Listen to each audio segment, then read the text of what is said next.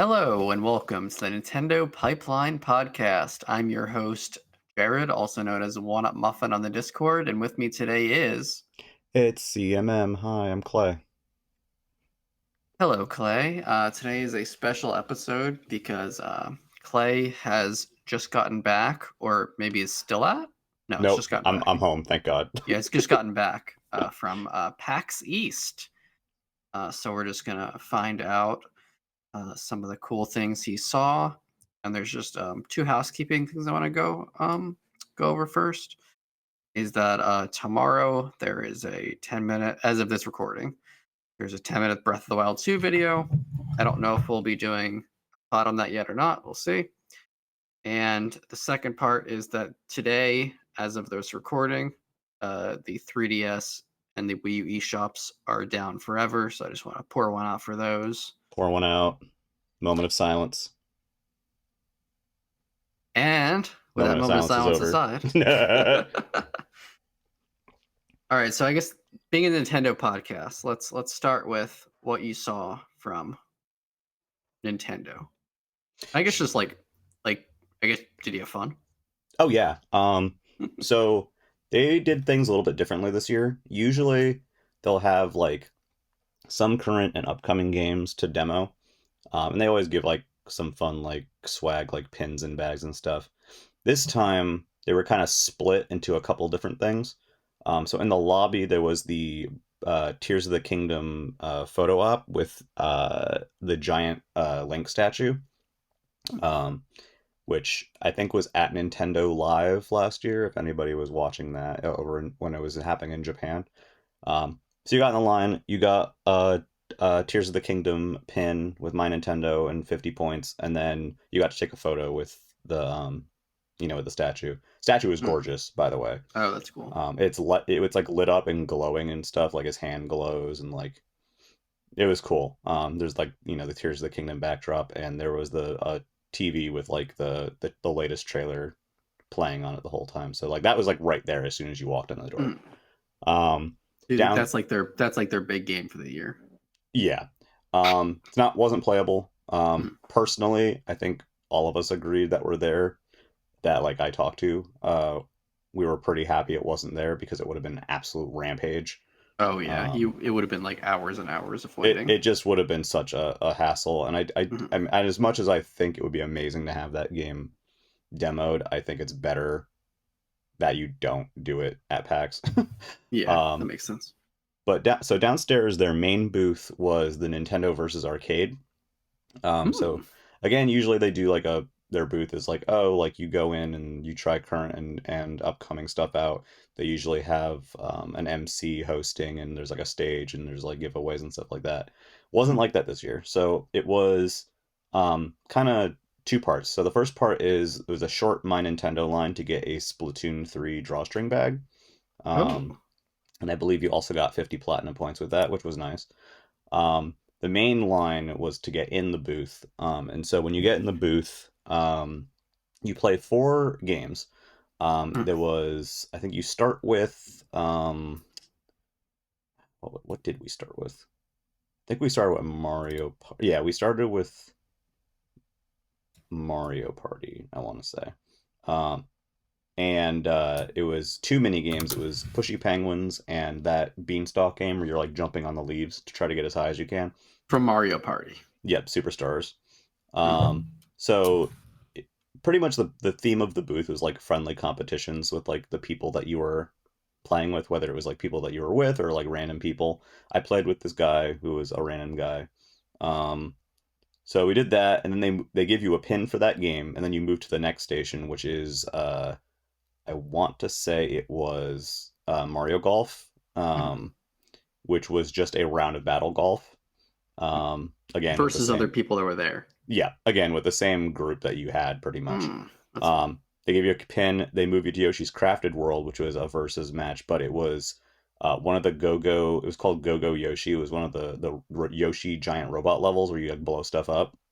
You just had to get like it was a score challenge, which was cute. Give you the pin for that. They shuffle you over to weirdly the original Super Mario Bros. On Nintendo Switch Online. Okay. And I guess you were just supposed to race through the first level. I wasn't really totally sure what was going on. What controller did they give you for that? All of them were Pro controllers. Okay. So they So didn't pull out the NES no, they didn't pull out the NES Joy-Cons. Joy-Cons or anything like that. Disappointing. Yeah, it kind of would have been a neat little thing to do that for there. All of the Switch units that were there were the OLED ones. Not that it mattered because they were Mm. on displays. And then so you get a pin for that, which I think was the cutest one. It's like 8-bit Mario coming out of a pipe. Oh, that's cool. Um, you also got a bag by entering the booth. It's a Nintendo Switch bag that kind of like it like folds up into itself. Wow, they give you a Um, lot of stuff. yeah, and then you That's awesome. go at the very end once you're done. There's a photo op with either Mario or Luigi, depending on who's there. Who did you Um, choose?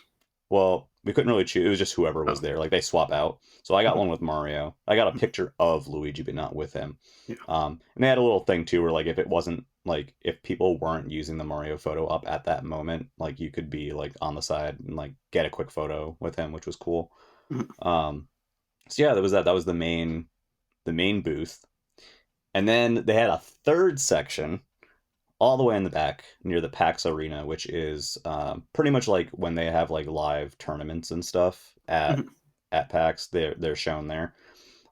So right near that, they had the Nintendo Free Play area, mhm, and so that you could sit down in some nice setups with nice gamer chairs and play Mario Kart 8 Deluxe and Splatoon 3. mhm, Um, they also had an area where you could scan your My Nintendo for a Splatoon 3 button set. Um, mhm, and there was a they had in a glass case like the trophies for the Splatoon 3 tournament. They were like all like jud in like bronze, silver, and gold. They're really pretty.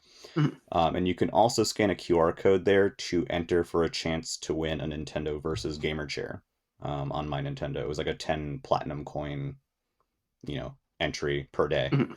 Um, and then on the third day in the PAX Arena itself, they had the Mario Kart 8 Deluxe tournament and the Splatoon 3 tournament with like, live casters and like really good production, honestly. Mhm. Uh, so yeah, like it wasn't what they normally do necessarily, but they had a lot there and they had a lot of stuff that they were giving out for free. Yeah, the free Um, stuff sounds fun. It's a shame there was no unreleased games, but yeah, definitely fun they give so it much Nintendo swag. it would have been nice if they had Advance Wars. I feel like Advance Wars would have been a good environment to demo Advance Wars in. Mhm. That's really the only shame I feel like maybe like, Bayonetta or like some recently released stuff like Kirby or Mhm. Prime Remastered, but Yeah, really the going to an expensive convention and playing Mario Kart 8 is pretty yeah. funny. But the main missed opportunity I felt like was Advance Wars, and there wasn't like an MC. Usually they have this guy Hollywood there, and he's super cool. They usually do like free like giveaways every day. They do stage games with stuff in the audience, so it was like less engaging, but there was still a lot to do. Mhm. And something that was nice is that so two of the three My Nintendo check-ins gave you 50 platinum points each. And so usually what they do is like if you go to they usually have one My Nintendo checkpoint. It gives you 100 points and then whatever swag they have and that's it. Mhm. This time you got 50 points per, those two checkpoints each day. Mhm. So you can get up to, 400 um platinum points just for Mhm. like stopping by. And it was really quick. Like you just scan your QR code and they give you the thing. And you Mhm. can get a new each account you could get a new like item each day. So like you could go Oh, so you have every a lot of day. them. Mhm. Yeah. So you can get like some extras. Um so that was the main Nintendo experience there. I got to watch a little bit of Splatoon 3. I mean that arena's nuts. They have like a camera like on a crane that does like these crazy Mhm. shots and like Was there a these huge tournament? monitors. Yeah, so it was Mm. they started with the Mario Kart 8 Deluxe tournament. It's that one that they've been kind of running the online qualifiers for all this time. It was like the finals of Oh. that. And then same with the Splatoon 3 tournament, which was pretty neat.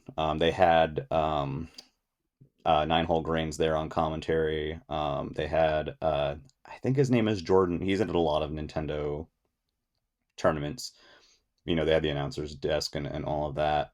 Mm. Really cool production, like, very nice, people, like a cool chill vibe. I saw a lot of parents with their kids going in the Nintendo booth that like maybe either hadn't played games in a while or maybe or just got a Switch or were interested and like they had fun, and some guys my age who like hadn't played in a little bit or hadn't tried everything and were just kind of happy to be there and like doing Mhm. stuff. It was a really positive vibe, which is usually what they have at Yeah.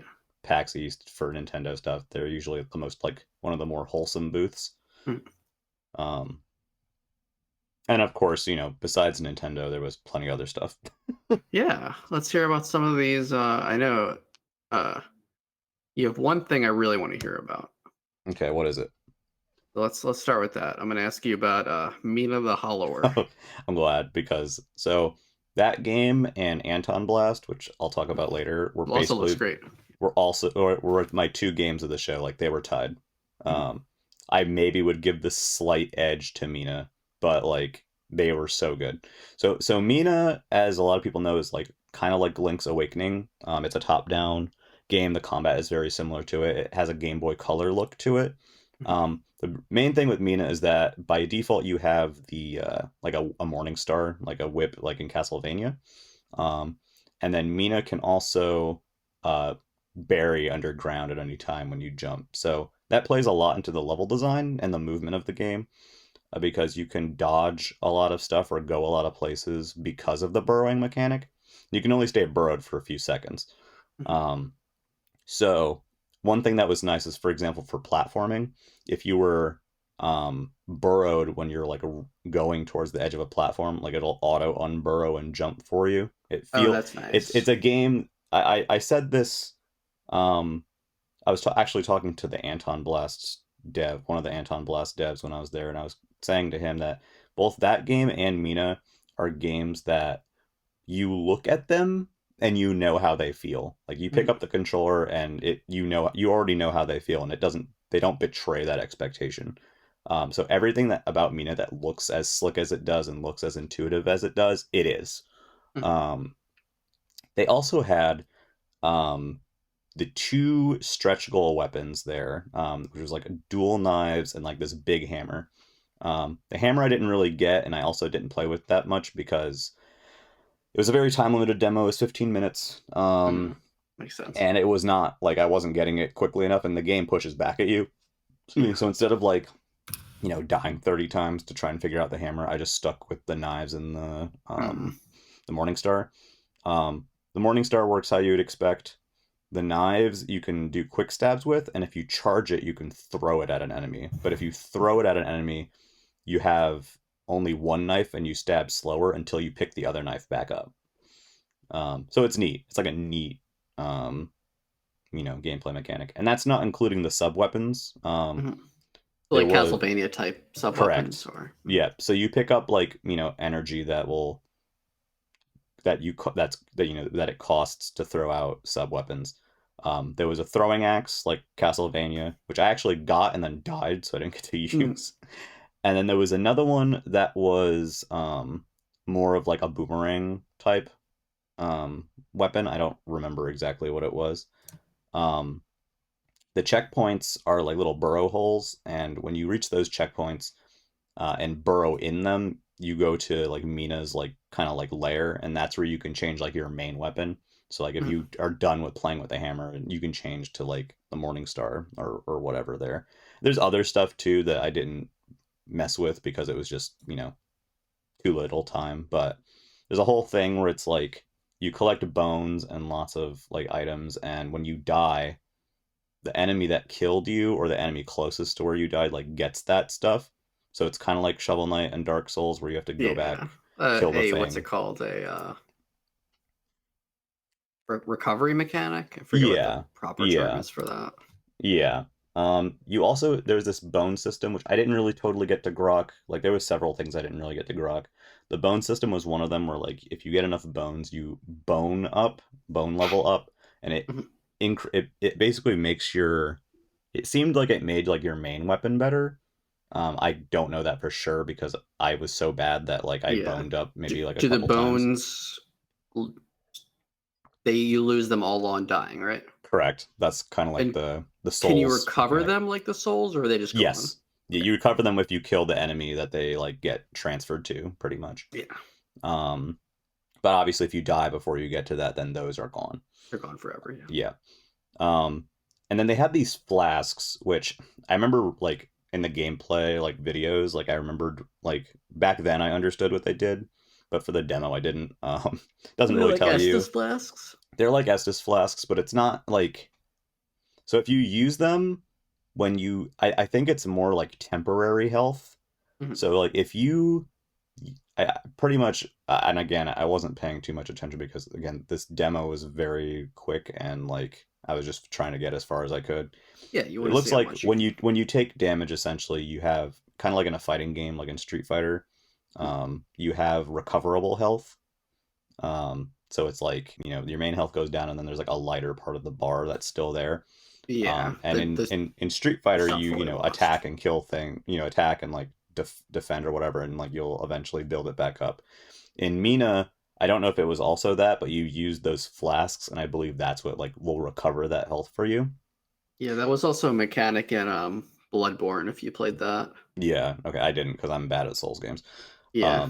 But if I was always stupid and forgot about them, so I'd use them when I didn't have any recoverable health, and when you use them with no recoverable health, you get like a very, very, very tiny So it's little mostly health for boost. recoverable health, Yeah, you really want to use them for their not just a recoverable. standard health potion. Right. Yeah, they're not like potions. Yeah, they're very much like you got to risk it.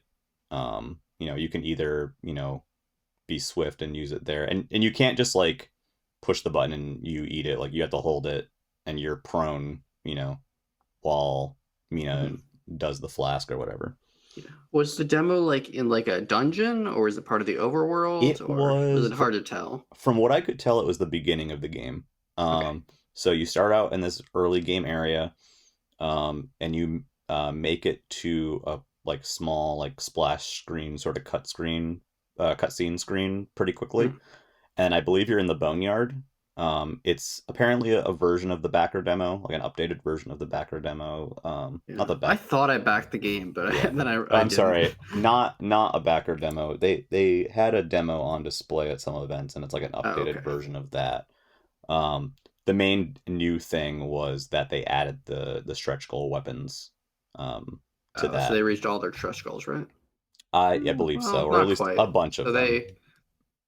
they got to 1,200,000, which is a lot.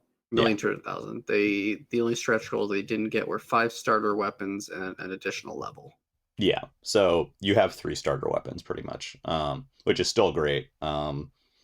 And the Morning Star is a little bit different because I didn't mention it much because I said it's like the Castlevania whip, and it is. It has a teeny bit of startup time, so you can't just like spam it.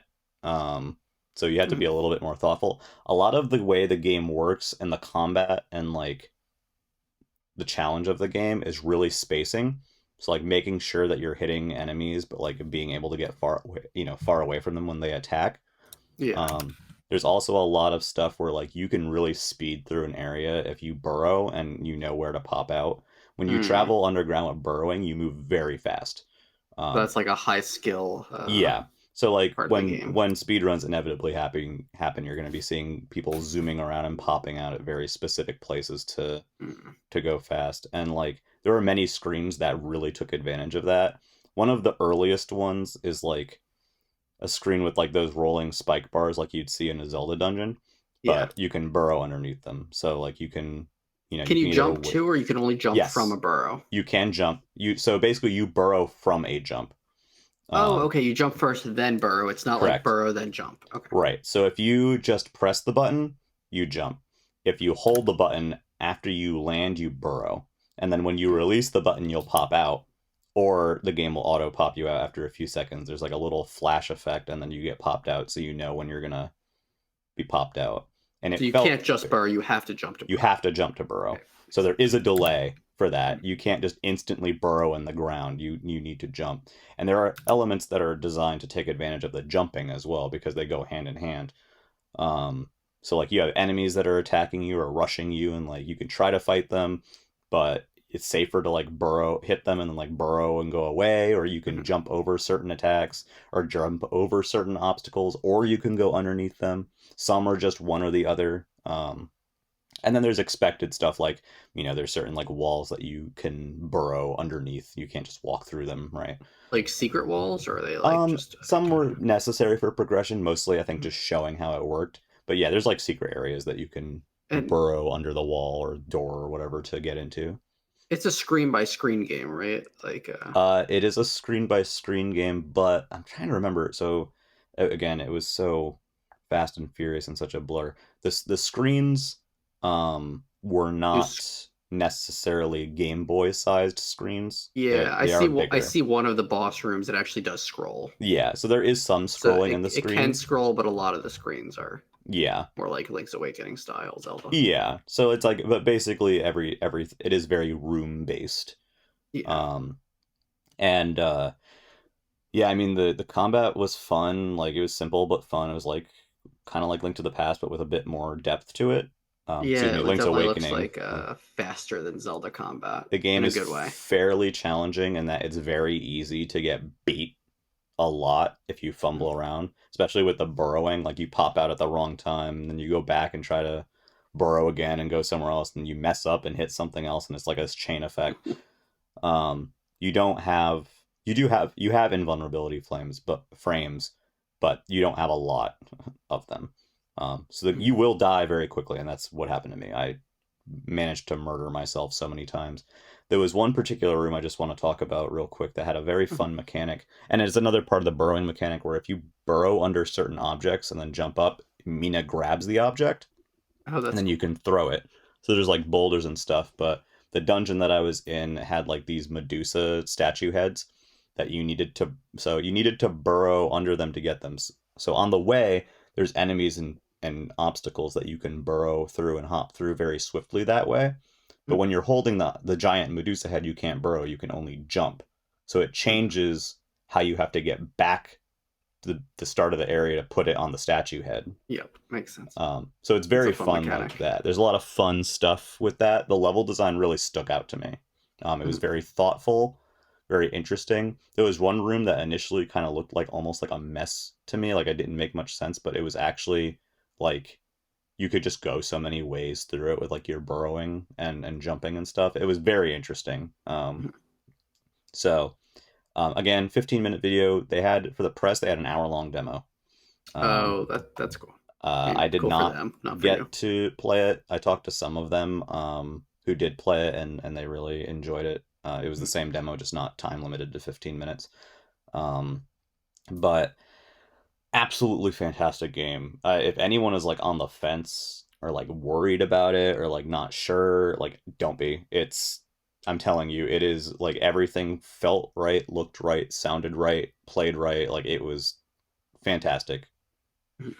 Yeah, I it looked amazing when they first showed it. Like it was not what I expected Yeah. from them, but it was a very happy surprise, and I'm glad it's turning out well. Yeah, I cannot say enough positive things about it. And again, so they at PAX, one thing that's nice about PAX that people might not necessarily know is that booths have exhibitors and whatnot, and sometimes they are hired people to handle stuff. Not to for lack of a better term, booth babes, right? Like they don't allow that kind of booth presence, but people that help you with the demos and stuff. Yeah. But there's a lot of devs there too, and a lot of them are the people who are doing the demo process and like showing people stuff. So Mm. yacht club staff is always there.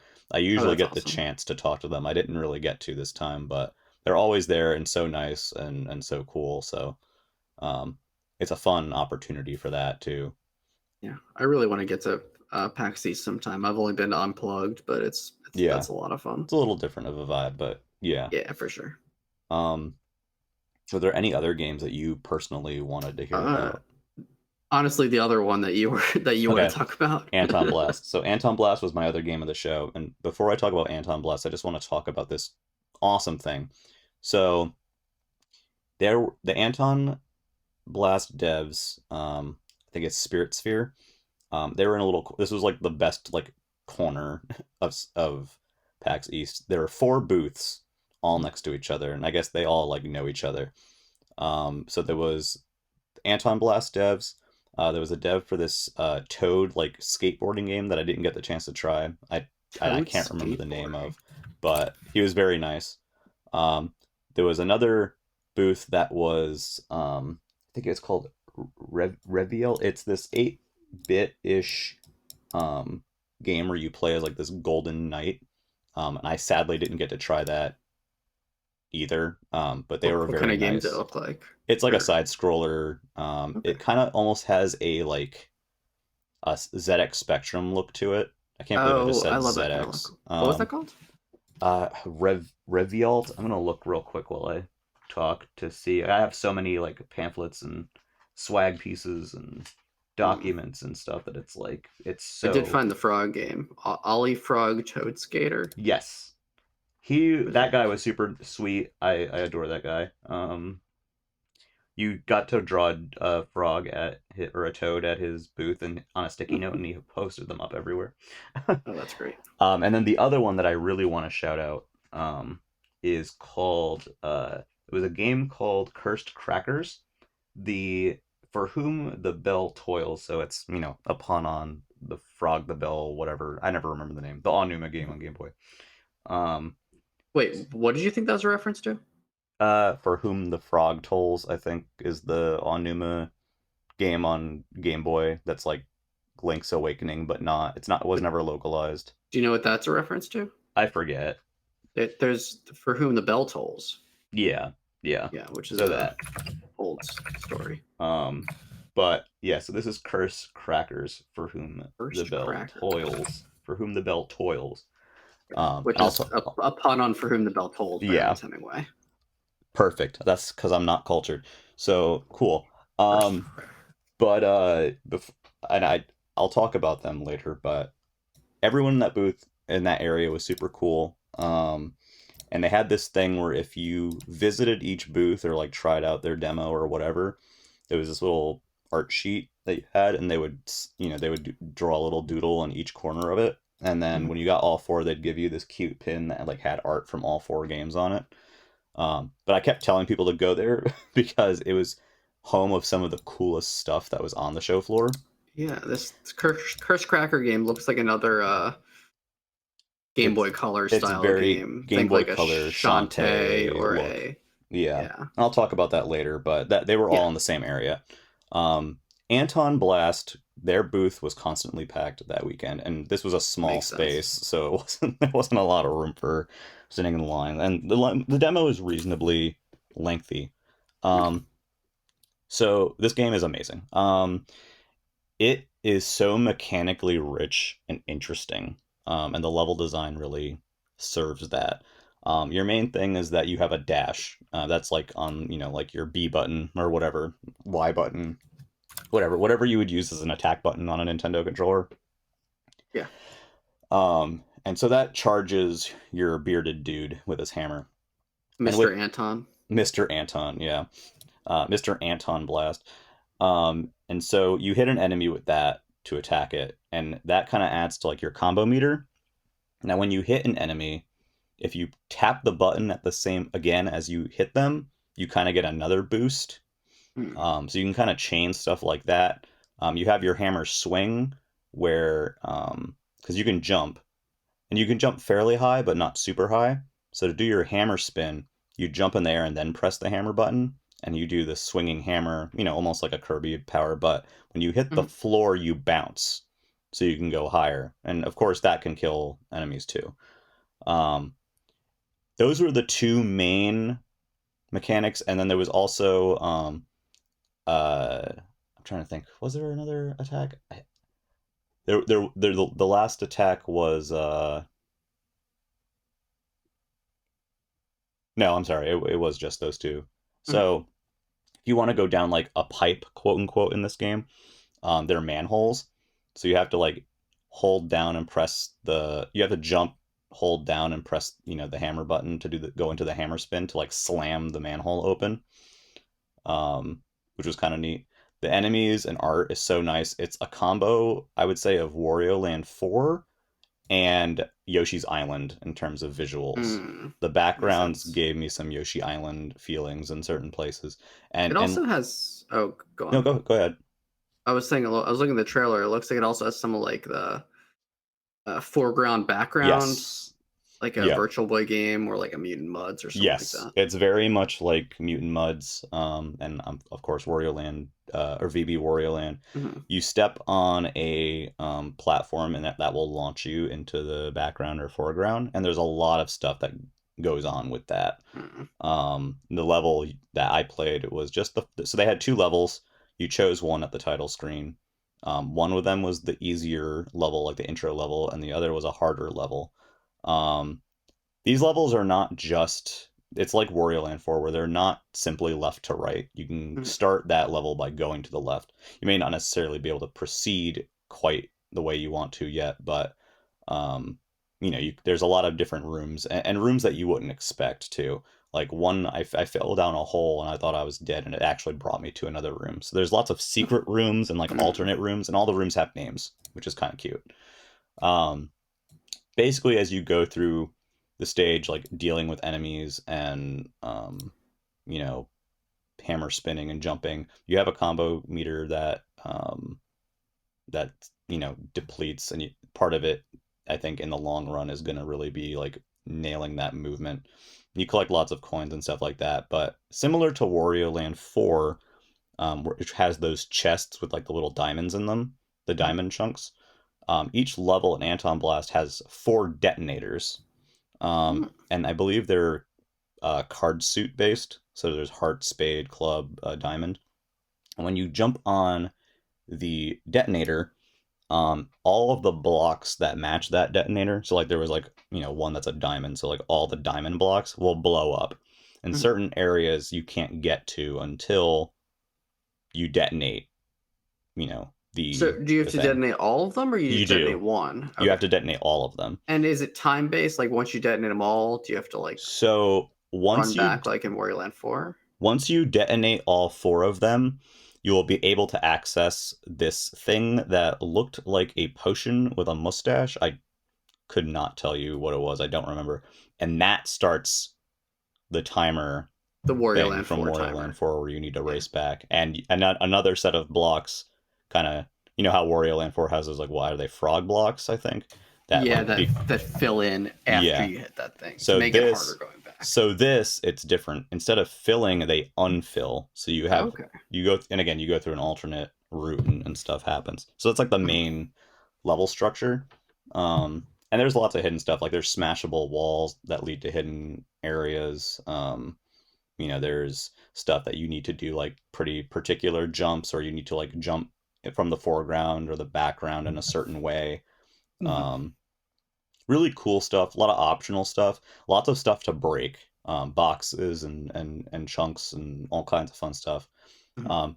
I'd say one criticism I'd have is that certain obstacles that look like you shouldn't be able to break them, you can, Mhm. and that led to a little bit of confusion for me. Yeah. But most stuff is very clear, on what's breakable. And when you hit those detonators, dude, the whole fucking screen like flies around shaking. Like it's insane. The visual presentation in this game is so top notch. It is filled with personality. It's not just Wario Land 4. It doesn't just feel like Yeah. it's The Wario trailer Land. looks very unique. It's very, yeah, they managed to do their own thing with it, both in terms of the look, the enemy designs, while still like feeling in that Wario Land space. Mhm. um, and comes down to the music and sound design too is absolutely fantastic. um, so the level that I played was the intro level, but it pushed back at you. It was actually pretty tough to Mhm. kind of figure out at first. I didn't get to quite to finish it because I messed up too many times, but I only saw a few people finishing it who played it on the show floor. um, but yeah, essentially, as you blow up more of the detonators, you get access to more areas and probably more secrets too. So like you can explore a little bit, but you're also guided a bit too. Mhm. Um, it's a nice balance, I would say, um, Yeah. of that. And then yeah, ultimately you get the little MacGuffin and you have to race to the end. But in the demo level, you get the MacGuffin and you're like going back and you're kind of expecting it to be like, okay, whatever, I'm just racing back to the beginning. brought me to a new area, and immediately this like giant Oh, like that's cool. screen-sized blimp just like charges at you, and you have to run like full speed away from it. And yeah, it's wild. That's cool. So I didn't get to Yeah, finish it. I'm very much looking forward to that one. Yeah, I didn't get to finish it, but I got to talk to Tony from the Antonblast dev team. Very, very sweet guy. Talked a bit about development and, like influences and what, some of that stuff for quite a while.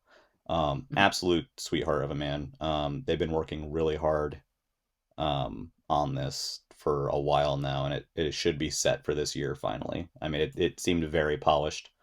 Yeah. Um, I didn't encounter bugs or anything like that. Same with Mina. I didn't encounter any kind of bugs or, wild stuff. Um, and I just can't say enough good things about the game and about the devs. It was absolutely a joy. Yeah, Um, that one looks super fun. I kept sending people over there. I'm like, you have to play this, and I'd send them over there. I'm like, what did you think? And they're like, it was amazing. And like, I think so. The dev was kind of telling me, he's like, people have been kind of telling him like, oh, like this is sort of starting to blow up a little bit. And he's like, I don't really feel it because like I don't see it that way. Like I don't see that. But he was like, it's kind of good to hear that people are enjoying the game. But they had a lot of people showing up at that booth. They were very happy with the turnout. Um, and I think word of mouth sort of spread over the course of the event about them and that whole corner. Mhm. So that's awesome for them. You know, they did a Kickstarter as well. Kickstarter had a booth this time where you got a little stamp card. It was like a goose stamps, Yeah. and there were 20 to 25 booths at the event that were Kickstarter games that partnered with the Kickstarter booth, and they had this little foam goose. And if you saw a little foam goose, you'd go there and you get a stamp, and there was like a scavenger hunt. And they gave you this card game. It was like a starter of a card game. It's called Blow My Mind. It's sort of like an icebreaker game. Mm. So you get this starter pack at Kickstarter, and then when you go to the thing and get a stamp, not only do you get the stamp, but you also get an extra card for the game. Oh, that's fun. And then when you fill up the stamp sheet, there's 25 booths, but you only need to get 20 of them. You bring it back to them, and they let you pick from one of two like really nice enamel pins. Mhm. So it was very fun. It was a cute thing. They were very nice too, and a lot of the smaller booths were working with them. Like Mina the Hollower, like the yacht club booth had that. Antonblast had that. The Toad skateboarding game had that. There was some tabletop stuff that had it as well. Mhm. So it was a really cool sort of like experience that kind of let you check out a lot of stuff that you might not necessarily otherwise. Mhm. Um, but yeah, so right next to them was the Game Boy game that was the Cursed Crackers. Has a Shantae feeling to it, but it's not. Doesn't really play like Shantae. It's a lot. Which is some might say is a good thing. No, I would say it feels much slicker than Shantae. The movement Yeah, is very nice. that's what I was implying. You can do this like slide kick jump thing that's kind of like the one in Symphony of the Night, Oh, but that's it's like faster and it goes like pretty far. You have this little bulb thing that you throw, and you can use it to attack enemies. You can also bounce off of it, and normally you can also just bounce off the enemies' heads and stuff too. So there's some creative ways that you can get through areas. You can like there's also these little like balls that you bounce on.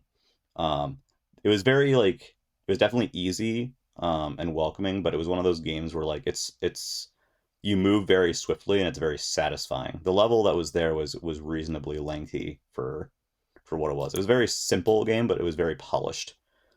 You have 3 health points. You die, you'll go back to a checkpoint. There's hidden coins and hidden walls and stuff like that. You can bounce off enemies for like to get like better pickups and stuff like that. And the level ended with this cute boss. It was a like it was like a had like a mohawk and it was like a rock guitar, and it would like slide across the stage and stuff, and you'd have to like jump off its head, not to damage it, but to like dodge it. It sent out shockwaves, and then once it was done attacking, I'll like guitar would pick up, like pickup would show up on the stage. You pick it up and it did this little, wasn't a rhythm segment, but like it gave you like, it would say like, up, down, right, right, left, up, right on the screen, and you have to like press the buttons in the order. Mm, And once you pushed all of them, she would like rock out and he would get stunned, and then you can jump on his head, and it was mm, like a 3-hit mm. boss. Um, Again, very cute, very simple, but it worked. It worked very well. It Yeah, felt it really looks good. very fun. I Yeah, downloaded the demo. There's a demo up on they do have a Steam. demo. I believe it's out now, the game. They Oh, also the have a game is out. Let me see. yeah. I If it's not out, it will be out soon. Yes, it is out, and The it other has game that very positive Steam reviews. Check it out. Yeah, the other game that they have that they talked about that was there wasn't demoable, but it was called Mm. Prodigal. It's another Yeah, Game it Boy seems like style game. It's another Link's Awakening style game. That is also out and has a demo and seems very cute. I didn't get to try that yet, but yeah, it seems like they have very high quality things. yeah, I'm I downloading mean, both of those demos yeah, and the to try dev. them out Okay, after so I this. talked to one of the devs there, and I sadly don't think I got her name. She was so sweet. I talked to her multiple days. Um, they're like a small company, and they just really like doing what they do. Mm, I brought some people over. She was honestly the sweetest, one of the sweetest people I talked to at the whole convention. They were just very thankful for mhm. like people coming up and trying That's so the cool. game. They had like pins, that they gave away. And I will possibly be able to tell people a little bit about Prodigal soon, because she actually gave me a key for it Mm. Oh, on that's awesome. Steam. So those two games are on Steam right now. They're not on Switch. She Mhm. said that they want to be on Switch soon, so I would consider it an inevitability. Um, Antonblast is on Switch as it is.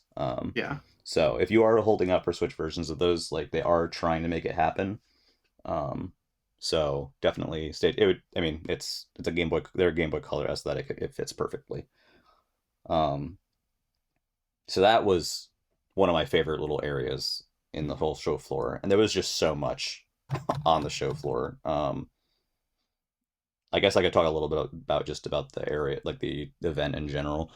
Um, PAX is set up so that most of the show floor, let's say like 2/3 of the show floor, is gaming stuff. So you have your booths like Nintendo. Sony and Microsoft weren't there this year, but they would be there too. You had NIS America. You have vendors.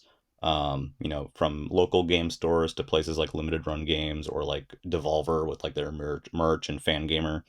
Um, you have smaller indie areas. There's always a section of the floor called PAX Rising that is an indie showcase, and it's Mm. a lot of indie games kind of packed tightly together, Yeah. little booths. Um, so there's all that, and then there's a huge tabletop segment of the show floor. So everything from dice to and like D&D related Mhm. things to like they had this thing called Wormwood Studios, I believe. Yeah. Wormwood's always at Yeah, Unplugged. Unplugged. Yeah, Those It's- things are so expensive. yeah. So they're like really high quality, like pristine stuff. They had like a whole It's booth like that was just fancy like gaming tables that cost yeah, like the giant thousands of tables, dude. They dollars. were so Yeah. pretty. So you have stuff like that, and then you have like Mhm. smaller stuff like unique like kickstarted card games or like smaller like tabletop games. It wasn't like Yeah. it was like D&D. There's Magic. There's card games. There's a good variety. So if you like Mhm. tabletop gaming, there is a good bit there for you. It's not as much as video games, but there's still a lot. Yeah. And so that's sort of like the back third. And then there's a whole area that's the tabletop free play area where you can like loan Mhm. out a game or bring a game and like play. Yeah. Um, so there was like that segment. And then outside of the expo floor, so the expo floor is open every day from 10 a.m. to 6 p.m.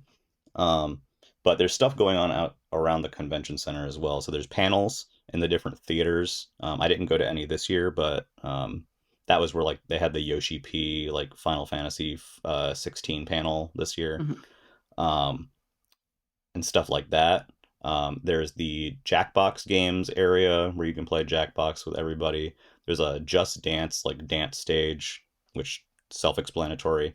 Mhm. There was the speedrun stage, which is where GDQ set up They had a program running all 4 days of the event. Some people came in to do live runs on stage, and then they have this little gauntlet that you can play on stage where it's like you play through a couple of like NES and SNES games, um, and it through certain segments of them, and it automatically will like say you cleared the section and then bring you to the next game. You just try to beat everything as fast as possible, and they keep track of like who's the fastest, and like you can see how you're doing, on the thing. It's a really sweet like setup if you're looking to like Mhm. maybe engage with some of that stuff, but don't necessarily want to commit to going to a GDQ event, or maybe it's a little intimidating. And then they usually end the day with like a panel. So like they did one that was like about the submission process for games list for the events. They had one that's like how to get into speedrunning. They had one that was about Oh, some that's of cool. their like other programming and stuff on there. Mhm. Um, so that was a highlight as well. It was again very nice and sweet. Those people are wonderful. I've given my spiel about it before, but if you are at PAX, which I feel like you're more likely to to have an in-person engagement with GDQ at PAX than because you're just more likely to end up at a general gaming event. Definitely swing Mhm. by, say hi. Um, they were packed most of the few days that they were there. Um, like the enforcers had to like come in and like kind of like tape off some areas because like people were overflowing. So and that was the case with a lot of things. Like a lot of things there's tons of people. Besides that, there's also rooms for like tabletop gaming. There was the PAX Together room, which is like a celebration of diversity in gaming. Um, so like booths about mental health awareness, about LGBTQA QIA plus, um, representation and Mhm. resources and stuff like that. Um, so there's a lot that's kind of going on outside of the show floor, and that stuff kind of goes on after the expo hall closes too. Um, so yeah, it's a very large Yeah. sort of experience. So you think it's definitely worth going? Like, if you're gonna do it, just like Yeah. commit to all the days and just kind of do a different thing each day. So for me, usually I go for all 4 days. This time, due to circumstances, I only was able to do Friday through Sunday. Mhm. Um, Before the pandemic, PAX was massive, obviously, and there was tons of stuff on the show floor to the point where I always say to people it was asshole to asshole, like it was so tight. Mhm. They're still sort of kind of coming back from that as things start to move a little bit forward with how COVID's handled now. Mhm. So I would say there were like I would maybe describe it as like 65 to 70% sort of capacity, but it was a very nice feeling because it wasn't necessarily asshole to asshole. There's a bit of Yeah. breathing room this time, and it was a little bit easier to get to everything. So I felt like I was able to do everything that I wanted to for the most Mhm. part within that 3 day time. Usually, I feel like I'm running to the very end on the 4 days. So Mhm. um, but yes, if you're interested in going to a PAX, or if you think it looks interesting, if you like games at all, there's something for you there, and there's lots of Mhm. free giveaways and swag to take home, and obviously you can spend a ton of money if you want to as well. Um, but I would highly recommend it. It's a great experience. There's so many lovely people there, both in terms of vendors, but also in terms of devs. If you're into indie games, if you are interested in game development, there are devs there. I talked to a bunch of them. They're very sweet. They're very excited to share, their games with you. It's a great experience for that as well. I talked to one guy. There's a game called Hell of an Office. Mhm. It's kind of like if anyone's played Neon White. Remove the card Yes. stuff, but more like movement from the beginning to the end of a level. And you only Mhm. have two moves. You have a dash and you have a stapler as a gun, which functions as a rocket jump. And you just have to get to the end of a portal at the end of each level, and like lava's rising and it's like platforming. Mhm. I was talking to him. He's from Mexico, and the game started as a his like final project in college, and it kind of got shaped up into like a bigger game. So he was very excited to be there. He was very sweet. And that game is on PC. I don't remember if it's coming to other stuff, but like it's all little things like that. Half the fun of Yeah. PAX isn't necessarily the stuff that you go there expecting to see, but the stuff that you run into. Yeah, So trying to find new things yeah, for sure. so you want to have some time to explore the show floor. Obviously, there's the big stuff like Nintendo, or Pokemon. The Pokemon trading card game Play Lab was there. Stuff like that. It has longer lines. I know Dead Island 2 is there, where you're gonna be Some of those you have to yeah, like, if you want to go to the longer stuff, you have to yeah. really like say like, okay, to go to this long thing, I have to sacrifice a lot of the smaller things. Mm. And so that's why I say if you can go to at least 3 days of PAX, you can do both, because certain days are definitely better for line waiting than others. Mhm. For example, Saturday is the worst possible day for line waiting, obviously, because it's Saturday. It's the prime time for PAX. But if you're there on Thursday, if you're there on Friday, you're still going to be waiting a little bit, but it's doable. Sunday too is like chill. Um, so what I did was I usually do like the Nintendo stuff as early as possible to get it out of the way because that's the more Mhm. time consuming thing. I think Yeah. I waited in the line for maybe an hour to get into their like main booth. Mhm. Um, so keep that in mind. Certain games have longer wait times than others. Obviously, the popular ones are going to have a long wait time. Like the Mina the Hollower line was, you know, fairly lengthy depending on when you got into it. A lot of the lines cap, and they'll cap early, so there'll be someone at the end with like a sign saying like, "Hey, like sorry, you can't go in right now." So you need to kind of like there's a bit of a strategy to it. The Pokemon line, I'll talk about Pokemon real quick. The Pokemon trading card game had a booth. It was the Pokemon Play Lab. So that line was very long and it capped constantly, Mhm. but it did move quickly. And so they taught you how to play the Pokemon trading card game in there. So it was a line to get into the booth, and you basically played for roughly like 45 minutes.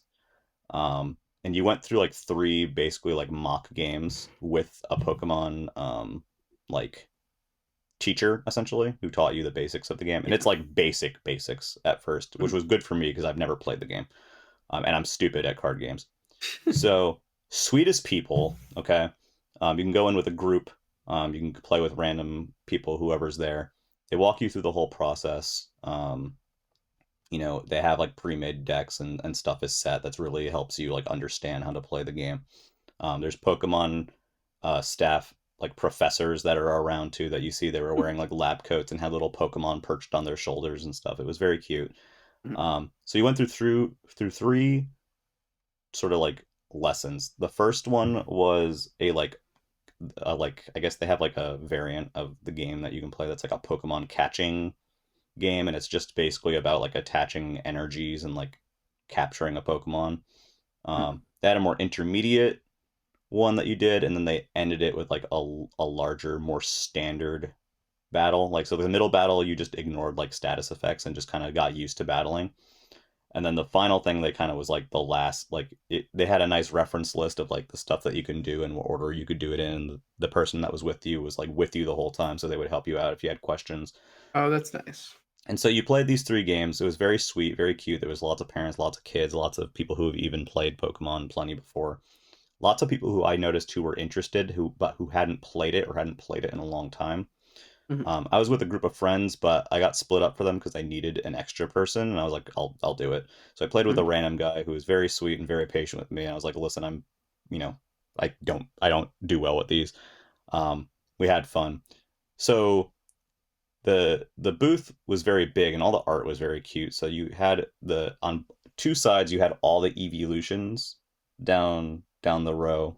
And then inside the booth there were like little pillars and they had like art of like Pikachu with Charizard or like the final evolutions of some of the Scarlet Violet Pokemon and like these lights that lit up and there was like this giant like glowing Pokeball outside of the booth.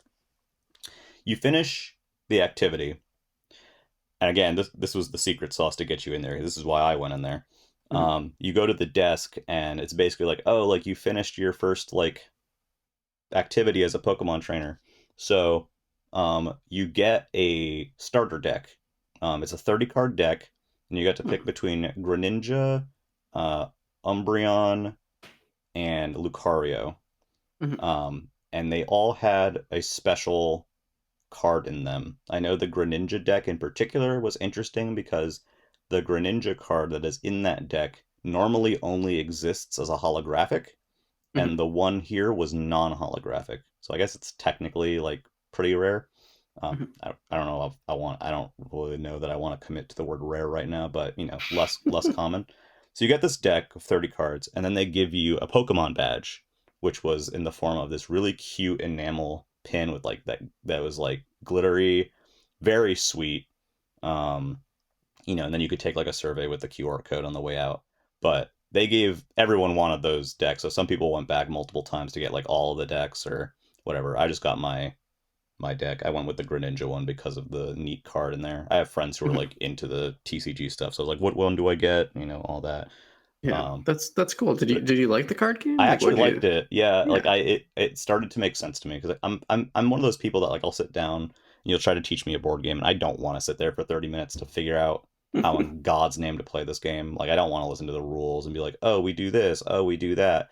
The way they did it made it digestible and Mhm. welcoming. And so there were like kids there with their parents. There was, a whole mix of people. And they made it very enjoyable and I just kind of want to shout them out for that because it was a really positive experience, and I can only imagine how like tiring it was for them just because of all the hands-on that they had to do. Mhm. Um, they were very kind, and it was I think everybody who went through there had a great experience. Similar Mhm. with the Nintendo booth, the Nintendo reps and booth demonstrators are always very sweet and make it very fun for everybody. Um, they were right next to each other, so you could see one Oh looking at yeah. the Well, other. that makes It was sense. like the Nintendo Yeah, Dynasty they right there. they had that Pokemon booth at PAX as well, but the line was like snaked around the entire Yeah, it thing. So I was snakes like, around the no. whole thing and it caps, but once you get in, it moves pretty fast. It Yeah. was If I like, went to multiple days, I might have yeah. done it, Oh, yeah. but I didn't, I was only there for one day, so I was like, I funnily can't. enough, I think I did it on Saturday, um, which would be the busiest day, I guess, but the line moved quickly. It's like, I want to say like, so the Nintendo main booth line was like an hour or so. The Pokemon one was probably roughly 40 minutes. It just Yeah. looks longer than it is. The Nintendo booth line looks shorter than it is because of how it's snaked. So kind of interesting. Those were the longest I waited in lines for things at PAX. Mhm. You should expect to wait in lines at PAX, but like a lot of stuff, especially like smaller indie stuff, is it's not that bad. I also got to play Yeah. Street Fighter 6. Oh. I know you like Yeah, there's a lot of I hype would about say that. let's talk about Street Fighter 6 for a bit. Then Hmm. I want to hear a tiny bit about Xenotilt, and Oh then maybe we'll yes, do closing thoughts, and sure. because it's getting kind of late here. Yeah, absolutely. So Street Fighter 6 had several booths you could play it at. There was an Yeah. Intel booth with like custom like character like they made like PC towers based on each character. Mhm. And that they had it like on a big screen and like I don't know how they did it. I don't remember if they had a contest going or not. One of the other booths, the Corsair booth, had this kind of king of the hill thing where you try to get the best winning streak. So you'd play up there until you failed. And then there was this other one that was literally right across from the giant Intel booth that nobody would notice, including myself, for a while. That was a very short line. You got to play like 3 matches pretty much Mhm. with a person, and it moved. It was the easiest way to get into it. So I went there yesterday on the last day. I played with this nice guy. He said he hadn't played since Street Fighter 2, but he was still pretty good. Mhm. I didn't see if he used modern controls or not, but you had access to 8 characters. So I played Jamie, Kimberly, and Ken. Mhm. Mostly wanted to check out the new people and then get a sense for how one of the older characters would feel in the Yeah. game. So And there's are you a big Street Fighter guy? Like, I what's like Street the? Fighter. I'm Okay. not like, some hardcore Street Fighter guy, but I've Mhm. played most Street Fighter Yeah. entries. I've been playing them more recently too, so I'm a little bit like, Oh, like nice. I can do some stuff. I wouldn't call myself good by any stretch of Mhm. the imagination, but I'm familiar. Um, and you could choose, you set your, you had access to your custom controller setup. They had us play on a lot of booths were using the really nice Xbox Series controllers with the really neat D-pad, like Yeah. weird. And so I had my doubts about that thing, by the way, and I used it and it was disturbingly comfortable as Oh, a they're D-pad. It looks like it shouldn't be, but it is. You're just talking about the regular Series X controller, right? I'm talking about it almost looks like a concave like Like a plus, but it's like filled in. It's not like the it's bougie. It feels bougie. It's like it looks like a pottery plate that you would make in art class with a lot of different ridges and angles. I feel like it was some special pro controller or something. I'm I'm gonna send you a picture. okay. Yeah, I don't know Xbox that well, so people are I want to find out if you're talking about the regular controller or yeah. the It's probably just the regular controller, but they whatever controller it was, there were some booths that were using it, and it was very disturbingly comfortable as a D-pad, which shocked me. I had a little bit of trouble yeah. with some inputs on it, but anyway, that's all besides the point. To say that I tried those characters out. I didn't really get to really grok the systems of the game, especially like the gauge at the top, and like Yeah, how I that did stuff works. I did the beta and I couldn't really figure out how the new like gauge mechanic worked. Yeah, like so basically like the meter on the bottom is just like your super now, just like it was in Street Fighter 2 Super Street Fighter 2 Turbo. Hmm. Um which is great. And then you have the meter under your health bar for like everything else. So I wasn't it was again, it was fast and furious. We were like standing directly in front of this big screen. So like I didn't like look up too often, but basically instead of the focus attack like you would do in Street Fighter 4, that same button input does like the built-in like parry thing where if like Hmm. well counter thing where if they hit you then you can kind of counter back. I didn't totally grok it. I messed with some um special inputs and uh you know all that stuff. I was just figuring out characters' moves and stuff. Um I feel like it was not that controller that you're showing me, the default one. Okay, then it It was probably the D-pad looked more intricate than that. the elite controller. I think it what must have been the Elite controller. Anyway, so Jamie was fun. I know he had like the drinking mechanic, which I didn't really get to explore. I didn't get to explore. I feel like I didn't really get to grasp Jamie, unfortunately. I only did one match with him. Again, we were very limited on that in time, so I wanted to kind of hop around a few characters. Kimberly, I really liked. Um, I've been playing Super Street or Ultra Street Fighter 4 recently, and El Fuerte has that silly run mechanic where you have like the input and he like flies across the screen. So Kimberly has a run. It's not quite that fast, but she goes into a run and then you can hit a different buttons to do moves out of it, which is very satisfying. I didn't even get to use her spray can stuff. Like I didn't even figure that out. She has like a Shoryu sort of move, but it's like a kick, which was very satisfying. Um, and she was fun. I again didn't totally get to grok her moves and play a lot of her, but like I felt like I was able to use her a bit better than Jamie. Mhm. And then I checked out Ken just to see how an old character would kind of translate, and it's mostly what you would expect. The sweep distance, at least compared to Street Fighter 4, is much less insane. Um, the thing that I feel like I really wanted just to say about Street Fighter 6 is that every attack and every hit feels very meaty and satisfying. There's a Yeah, very good weight to the game. it's Um, very it's the hits visually feel good. it's visually an absolute feast. Mhm. Um, I did I did do one person's super. I don't remember if it was Kimberly, but like those are all very flashy, interesting. I know that's not like new information to most people, but getting the chance to try hands on with it a little bit was really nice. I was afraid I wouldn't be able to because the other lines were like packed the whole time. The stupid character faces when you are on the versus screen is really funny with the It's so D-pad. good. The style Um, is the amazing when they style is walk out onto the beautiful. stage. The game is gorgeous. I only played on the Metro City stage because for whatever reason, so you pick the stage first, and then when you go back to character select, it's kind of like Smash, you Ultimate, where you pick the stage first, and then Yeah. go back to character select. And I feel like that works for Smash, but um, in this, when you go back to character select, you pick the character, and you just end up on the same stage. You have to go I out wonder if that's just the further. save loading times. It might be. There were four stages there. I didn't even look through them. I was like, Mhm. I asked the guy if he wanted to play on it, and he's like, I don't care. So I just picked Metro. very pretty stage. The colors pop. It's got this very vibrant art style, as anyone can tell you. It looks great in motion on an actual, you know, TV.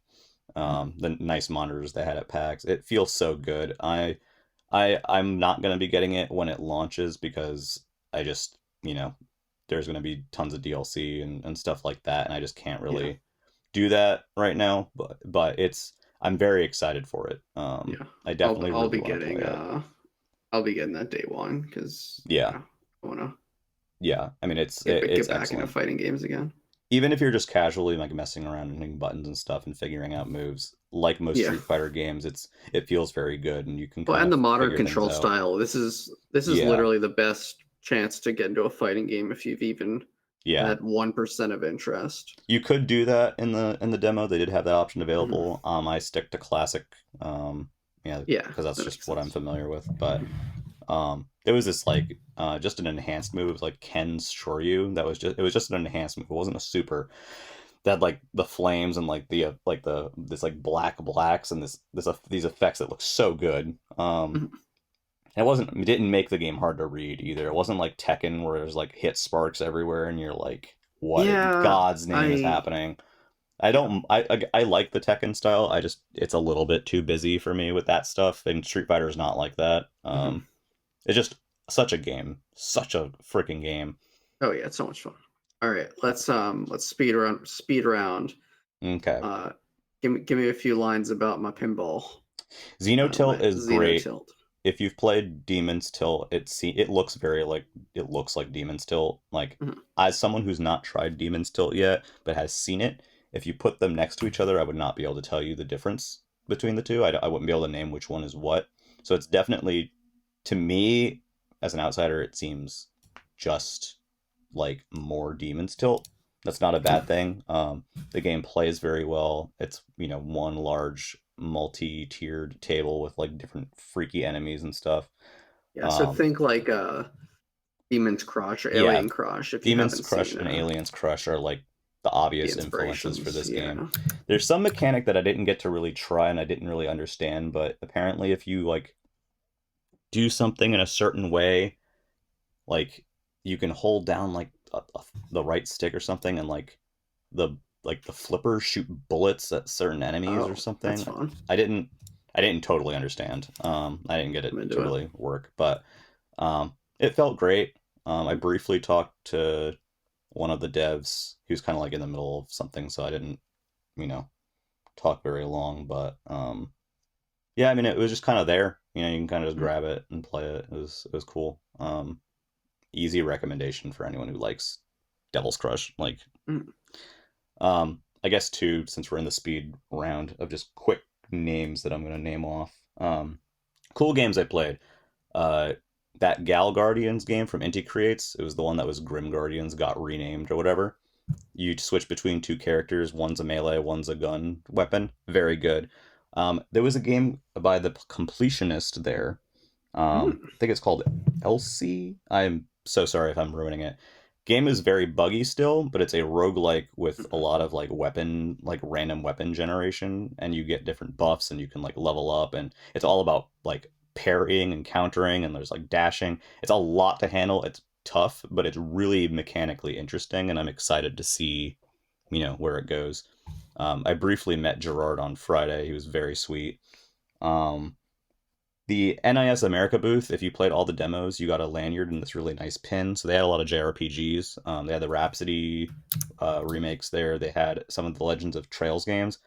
Uh, they were cool. There were two people in particular there that were really sweet. There was one of the Legend of Trails games that was like being localized for the first time that really helped me like understand how the game worked to someone who hates JRPGs.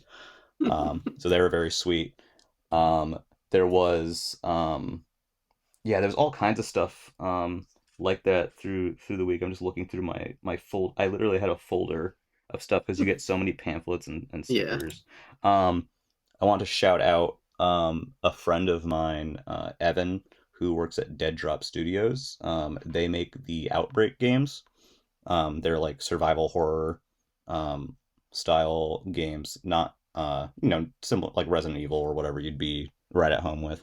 Mm. He's working on a new one. It's him and his wife that make the games. They were both extremely sweet. I've talked to him for a while in the limited run Discord. He's just the nicest guy on 2 feet. He gave me a couple of things and he was very sweet for it. And I got to see on his laptop his vertical slice for his new game, which I think is really cool and has a lot of potential. He's looking for a publisher for it. But he's always been the sweetest person. He's literally given me software keys to give out for like charity events and stuff like that. Literally the Mhm. nicest person on 2 feet. Just want to shout out people if you're interested in those sorts of survival horror games. Take a look at the Outbreak ones. He's just the nicest guy. Um, I met a bunch of people on Saturday. So I was rooming with some high school friends, including a Nintendo fangirl, and Oh, that's fun. we had a there was a dinner on Saturday with a bunch of like Nintendo content creators and YouTubers and stuff that she graciously invited me to. I got to meet Nintendon, who is sweet as all hell. Mhm. Um, I got to meet and hang out and talk a lot with Yoshiller, if you're familiar with Yoshiller. Um, I'm not. He's he used to edit for Gerard, the completionist. Oh, He does a that's lot of cool. editing. He wrote for Go Mhm. Nintendo for like 7 years. He's always the one who's walking around with the big Yoshi hat. Mhm. Literally the sweetest human on 2 feet. We're like I felt like we were kindred spirits. We were both like talking about our like issues with like like food and like stuff. Hung out with him. We played tabletop game called Ravine. I don't know if you've ever heard of it. It's a I very have not. silly Mhm. survival game. Check it out. It was hilarious. You go mad and stupid things happen. So I basically had to sit there and hug Yosh for like 10 minutes at one point. Again, sweet person. I met others too. That like their names are just all flying through my brain right now. Jiggy was Mhm. there. If anyone knows Jiggy, I did not know Jiggy until that event. We talked shop and stuff. So there was a lot of people there. And it's gonna kill me because I can't remember the name of the guy who actually like put the dinner together. His name was Alec. Blue hair, very sweet guy. So all those people were fantastic. And then I That's guess awesome. real quick. There's a lot of cool booths. The Wired Productions booth had a bunch of indie games like Gory, the Cuddly Cat, or whatever. They give you temporary tattoos. I still have one on my fist. There was the Dead Island 2 booth had like this carnival games thing where you threw like hacky sacks at like signs and stuff and got like prizes or whatever. Mhm. They had a fun photo shoot. Um, yeah, it was just stuff like that. And I think the last one I'd like to mention is it's a roguelike puzzle shmup game where Okay. your ship is made of blocks that you pick up as you're flying through a stage, and the blocks are different colors, and they when you line them up, you get ammunition for that particular weapon. So there's like 4 colors and 4 weapons. You can just choose a primary weapon and I think a secondary weapon on each wave. So once you get Mhm. the weapons, you can shoot at enemies that come at you. So there's like blocks and enemies coming at you. Um, and you can rotate it too. So like if you've played in Tetris DS, there's that mode where it's like I think it's the Metroid mode where it's like it's a chunk of blocks in the center and you rotate it and they come in from like the Yes, sides or whatever. of Reminded me of course. that. It took me a little bit to understand all the mechanics of it. And then if you hold the button down to spin, it'll actually shoot blocks off of it if you have too Mhm. many, and those can kill enemies too. Lady was there, who did QA for them for a bit. Very sweet. Um, they had it playable on this like custom arcade cabinet, which they're giving away actually. And hang on, I need to find out the name of it for everybody real quick because they were too nice to not um, give them a shout. But it was like Star Raider, Star. I'll put it in the description of the podcast video later because I can't find it right now. I have so many um, different cards and all that. Devolver booth was cool, like so much cool stuff. But I'd be Mhm. going on forever if we talked about it. It's just incredible Yeah, it experience. sounds amazing. I definitely want to go in the next few years. Usually PAX is very hard to like meet up and hang out with people at. Maybe Unplugged is a little bit different for you because it's more like tabletop focused. I feel like that's a little more like you're like kind of playing games with people closer and stuff, but Mhm. it's an activity based convention. There's so much going on. But this year I really felt like I got to meet up and spend time with so many different groups of people. Mhm. Um, and I'm very thankful that I got to do that. I made some new friends while we were away, and this was the closest I ever stayed to it too. We were literally right across the street from the convention center, That's so it cool. was very convenient for that. If you get the chance to go, try to get a place that's close to the convention center. I stayed Yeah. at the Oloft, which was right across from it. It's not necessarily cheap. PAX is not cheap. The tickets are expensive. Keep that in mind. Um, but if you're willing to spend the money and commit to go, Mhm. um, I think you'll have a really nice time. And there's tons of free stuff that you will get. I am literally like, I'll post pictures later on Instagram or whatever. If you follow me there, I'm CMM1215 everywhere. But you get so many pins, so many like lanyards and plushies, and all these wild things, whether you need them or not. Um, but yeah, great time. Um, and since it's getting late, we can just kind of wrap up Yeah. here. Well, thank you. That sounds awesome. Yeah, I definitely want to go.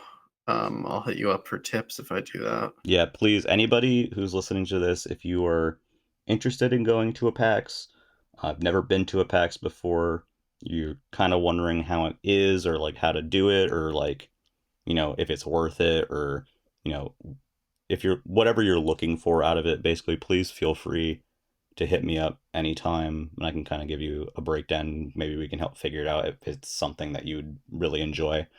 Because again, you do have to make a pretty decent commitment Yeah, it's a. to it. It's not cheap, Mhm. but it is worth the expense if you get out of it what Yeah. go to get into I it. wish there was one closer to me, but that's really the closest Yeah, I mean, we were lucky because big video game one. East, we literally just drive up there, and I could Oh, not. that's I nice. flew to PAX West in 2012 before they had other ones, and like it was a great experience. Don't get me wrong, but being able to drive there and drive back is so much nicer Mhm. in terms of just all the crap you get. Yeah, that's So why I love them. That's yeah, why like Unplugged is like the thing I. Yeah, yeah, that um, was just like a lot closer to my area. yeah, but yeah, But yeah, thank you so much for listening. That has been the Nintendo Pipeline Podcast. Come join our Discord. We'll have links to all this stuff in the description. we are So just check it out there. discord.gg/ninpipe right now, right? Yes, that Okay, should be it still. cool. Yeah, All come right, check it out, and we'll hang out with catch you us. next time. Rip the eShop.